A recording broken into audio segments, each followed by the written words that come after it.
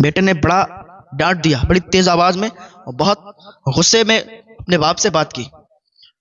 اس کے والد کی آنکھوں میں آنسو آ گئے، اس کے باپ کی آنکھوں میں آنسو آ گئے، اور کہنے لگے بیٹا جب تو چھوٹا تھا ٹہلنے کے لیے میرے ساتھ گیا تھا، پیڑ تھا، پیڑ پر چڑیا بیٹھی تھی، تو نے 22-23 مرتبہ مجھ سے پوچھا تھا بابا یہ کیا ہے؟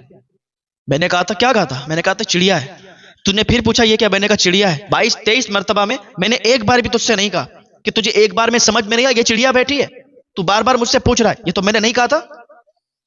لڑکے سے جب اتنا کہا تو لڑکے کے آنکھوں میں آنسو آ گئے، کہا بابا مجھے معاف فرما دے۔ اسی طریقے سے آپ سمجھے کہ جب بچپن ہوتا ہے نا تو جیسے بچے کی عقل ہوتی ہے، اسی طریقے سے جب انسان 50 سے اوپر جاتا ہے، 60 سے اوپر جاتا ہے، 60 سال سے جب اوپر نکلتا ہے تو اس کی جو عقل ہوتی ہے نا وہ بچپن کی طرف لوٹ جاتی ہے۔ جیسا بچپن میں بچے کا دماغ ہوتا ہے ایسے ہی ان بوڑھے ماں باپ کا ہو جاتا ہے، ان بزرگ حضرات کا ہو جاتا ہے جو 60 کے اوپر جن کی عمر نکل جاتی ہے۔ تو ان سے بھی سختی نہ برتا کریں، ان سے بڑا پیار سے بولا کریں۔ پیار سے بولیں گے تو ان کو سمجھ میں آئے گا، اور اگر آپ سختی کریں گے ان پر تو یہ آپ کے لیے اچھا نہیں ہے۔ اور پھر ماں باپ، ویسے بھی آپ کسی بزرگ سے اونچی آواز میں نہ بولیں، اپنے سے بڑوں کی عزت کریں۔ پھر ماں باپ کا ان کا رتبہ ہی الگ ہے۔ ماں باپ اگر بد دعا کر دیں تو تمہاری دنیا بھی تباہ ہو جائے گی، تمہاری آخرت بھی تباہ ہو جائے گی۔ تم کیا سمجھتے ہو اپنے آپ کو؟